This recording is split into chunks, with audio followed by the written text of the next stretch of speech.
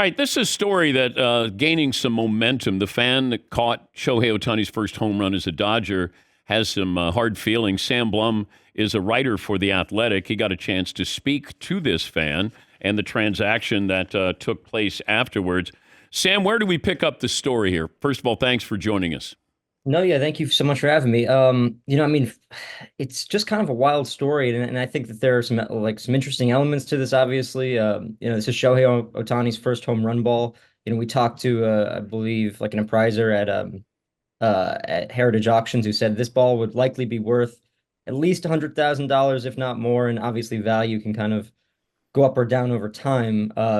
But what they traded it for is basically worthless because it doesn't have an authentication with it. She got two bats, or excuse me, two caps, a bat, and a baseball. So it wasn't a great trade. And I think moreover, the more important part of the story is that the fans felt like they were pressured into this. They were told that they wouldn't get the ball authenticated if they left with it. Well, They walk were me through separated. this, though, Sam. She Yeah. gets the ball, then what happens? I think about a dozen security guards come to the section within a couple minutes. They get taken back to this, I think, just kind of empty restaurant, in one of the club areas. And the husband who was with his wife, the wife caught the ball. They were separated. And at that point, this negotiation was kind of started with, we're going to offer you two signed hats. And I think she felt quite pressured and in a situation where she didn't have her husband and she didn't really necessarily feel comfortable negotiating as much. And basically said, "Well, was there anything else you can get me?" And then got a hat and a bat, or then he got a ball and a bat. So Purposely separated from her husband? yes, that was what the couple said. Yes, Dodgers say anything? Have they responded? they declined to comment on that. The the authenticity of this baseball, though, was there any talk of if you leave with this baseball, we won't authenticate it? That was what Amber Roman, the woman who caught the ball, told me. Yeah, that they would not have authenticated it, and that basically, if you leave with a baseball, that's not been authenticated. It's almost valueless at that point. Did she meet Otani? She did not meet Otani. Did Otani say he met with her? It's a complicated kind of scenario or situation here because his interpreter interpreted his words as saying, "I talked with the fan." Now I think that there is some ambiguity in how, what he said in Japanese could possibly be translated to English. Yeah. It was more of a colloquialism, I think, what he said.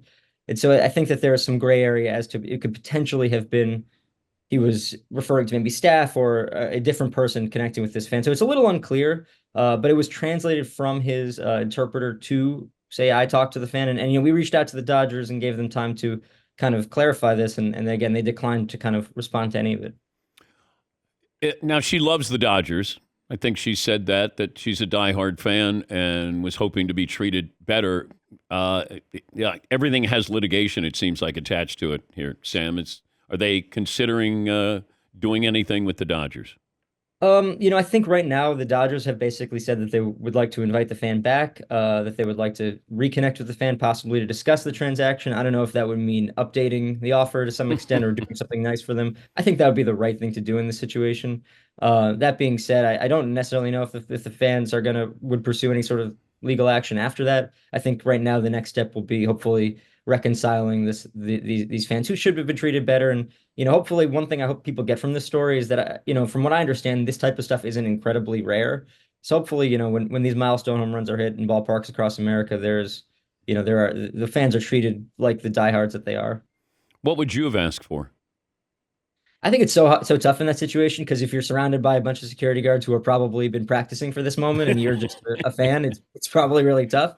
I mean, that being said, that thing is quite valuable. I think it does belong to Otani. It's his milestone and he should have it. But you got to have a fair trade, and whether that's like lifetime season tickets if you're a big fan, I think it has monetary value and it also has sentimental team value to it. So that might be something I'd At have asked least for. season tickets, yeah, just Yeah. for this year and World Series tickets. Yeah, exactly. As long as maybe a season tickets, as long as Otani is in a Dodgers uniform. Thanks for updating us on this, Sam. We appreciate it. Thanks, Dan. Appreciate That's it. Sam Blum, the baseball writer for The Athletic. How's this first month been for the Dodgers here? There's been a lot going on here.